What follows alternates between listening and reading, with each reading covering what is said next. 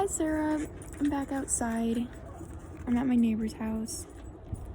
Well, not my neighbor's house. They're cute dogs. Look at them. Oh my gosh. So they're adorable. And I'm just gonna film my Viva. Because what the heck? And it's super nice out. So praise the Lord. Let's just say that. Word of the day is potato. That's the word of the day. So if you were looking for the Vivas, back to Liv's Vivas, that's the day of Liv's Vivas, is the word potato. Oh my gosh. Help. Okay. I know, hi. Okay. So today's question, let's just dive into the 40-second mark and talk about today's question, which is, how did feudalism improve the lives of the medieval Europeans? So, stop it. Okay. Oh my gosh. Okay. So, although we tend to think of feudalism as oppressive relationship between the peasants and the aristocrats, the feudal system actually improved the lives of medieval Europeans by bringing order to a chaotic world. So, my 3 points are going to be that it protected peasants from many of the dangers of the medieval time period. It established a large, more stable political structure. And number 3, it created a foundation for modern law, which we use today. Hence, because we are modern. Okay, so let's dive into point number 1, which is it protected the peasants. Feudalism flourished around the 9th to the 15th century, and the word feudalism did not really come around. They didn't, that's kind of the modern word for it, but they wouldn't, say that they had this feudal system. So basically, the feudal system was different classes, and each class, depending on what class you were, you kind of served, the class above you. A lot like the patron and client relationship, kind of. So, the medieval era, I don't know if we sometimes think about this, but it was very violent, it was very chaotic, it was very crazy. It was insane. So, we can't really even imagine what it was like to, live every day in, constant fear and constant, oh, am I gonna get into a fight? But it was oh, I'm gonna get into a fight, am I gonna survive the fight, So it was just a lot of that, and it wasn't the question, oh, nowadays we have a lot of people who get sick and die from old age, but during the medieval time period, it was almost oh, did they get murdered? So the murder rate is super high. It's almost 10 times the amount of the modern time period. So this, without constant stable authority, there was a lot of violent gangs that came and kind of run the town and run things, and it was a really chaotic, scary time for people. So, there's actually a story on February 10th, so the anniversary is coming up. Some of the students of this college or whatever decided to go drinking with the priests in this tavern, and they begin to complain because they were probably drunk, because a lot of people were drunk in the medieval times, that the quality of the wine was super bad, and this bartender starts to get really mad and quote, they have a saucy end quote argument. So pots were thrown, I don't know by who, pots were thrown, fight broke out. The bartender actually starts to ring the church bell and summons townspeople to come help him take down these kids, and they do, and they actually brutally murder these kids, these students, because they just complained about the quality of the wine. So that's kind of a ridiculous story, but whatever. So feudalism establishes this system of aid, which created a defense system for the peasants. It established rules and customs about when, where, and what was morally justifiable justifiable conduct for war.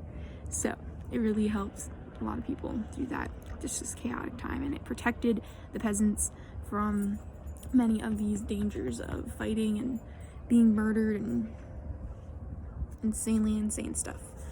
A quote from Ian Mortitum is, quote, "The excess violence was partly due to the fact that the adults in those days drank alcohol constantly," end quote.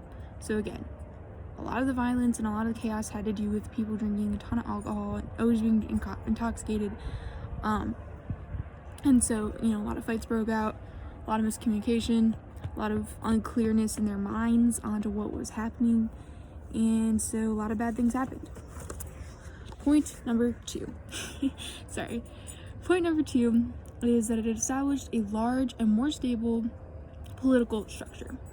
So, as we know, and as we studied, that the Carolingians, kind of this all-right system, and they brought a lot of stability to Europe. But after the collapse of the Carolingian dynasty, a new government form is needed. So, the larger, more powerful political entities which emerged from these alliances contributed a powerful new source of stability for European politics. Feudalism led to the Constellation of the putting together of lands into the hands of elite members of the aristocrats. So it really kind of formed the lands and helped the lands stay together.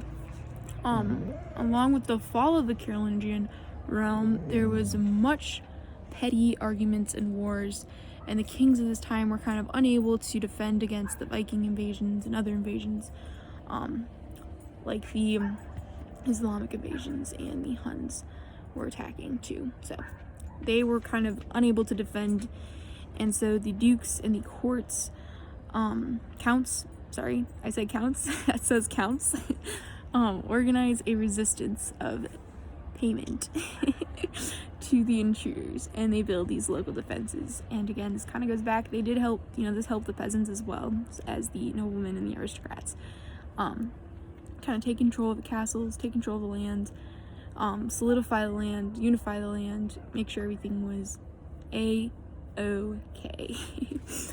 Oh my gosh, this dog wants me to pet it. Okay, so a good quote from good old George Knumal says, quote, the transition to feudalism properly occurred due to the impact of the of the Carolingian state. So again, as the Carolingian state fell, it's kind of like when Rome fell, something had to come to power, and the church came to power. Same thing with this. Carolingian dynasty fell, something had to come to power, and the aristocrats kind of came in, took charge. The dukes kind of came in, took charge, won out the day, and that was it. So, it just formed a more stable, powerful political structure. My third and final point of the evening, actually of this beautiful day, is that feudalism's dependence on complex networks of mutual obligation established a class of powerful aristocrats who provided the monarch with that is my data. I'm sorry. My point is that the feudalism kind of established, stop it. Oh my gosh, hang on. Stop it. Hey, shh. Go inside. Okay. It established. Okay, this is everywhere. Hang on. Quote 1. You can just cut this part out. Oh, it created foundations for modern law. So, oh great. Oh, there it is. Okay. So I'm sorry about that. As I was saying before, though, if you look at the feudalism, it creates this foundation for our modern law today. Feudalism's dependence on the complex networks of helping people out and establishing this class of aristocrats to the low class of peasants. It just helped with the monarchy, with the military and financial resources and things. The aristocrats grew into power, eventually becoming this counterweight to the king's absolute authority. So, kings, as the Carolingian kings began to fall, the dukes and the counts began to rise, and they become this counterweight to the king. So the counterweight becomes institutionalized in the form of the Magna Carta. Magna Carta establishes the concept of rights and responsibilities of the government in the Western traditions. So, Magna Carta, let's talk a little bit about the Magna Carta. The Magna Carta really limits the king's power, which is amazing. I'm not gonna make that joke. They say like, no, and we get the Magna Carta, and a lot of our America's laws and the Bill of Rights, the Constitution are based off of the Magna Carta and some of the Magna Carta's beliefs. So this is, again, 3 examples of this are like no imprisonment unless it's lawful. So you can't just like pick up somebody off the street and imprison them. Everybody's equal, all equal rights, and no person shall be deprived of life, liberty, or, not happiness, property. So yeah, that's kind of the Magna Carta. It's really rooted into our Bill of Rights and our Constitution and many other big legal documents that modern law uses as a foundation today.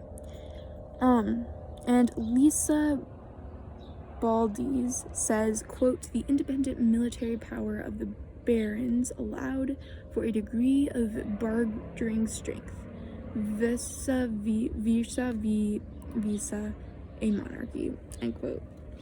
So again, this kind of allowed for like trade, but like I feel like it allowed for creativity, because before you had the kings and you had the law and that was it, and there was that, you were under the king. But like with this, like there was different classes, and you could always be higher than somebody or lower than somebody on the totem pole, and there was just a lot of creativity. Like, hey, if you do my laundry, then I will clean your room, and so there was just a lot of bartering and good things that came from feudalism. So how, you may ask, did feudalism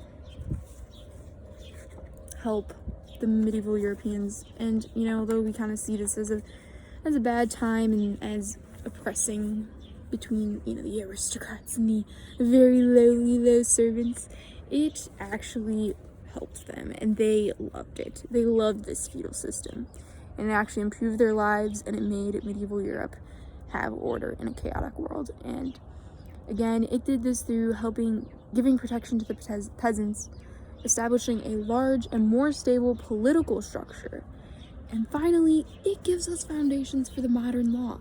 So feudalism, not a bad thing, it is a good thing, and you should learn to love it. So I will see you next time on Lives Vivas. It's a Monday, so that means there's like $7 13 bagels at Einstein, and I have PMS, so I'm gonna go get myself a nice yummy bagel. But I will not be thinking of you when I'm eating that bagel. So have fun grading this, Sarah. I hope you laugh a lot, and I hope you learned a lot, and I hope you give me a 500 out of 500. Otherwise, I probably won't bring you a bagel on Wednesday, but it's fine. Okay, bye.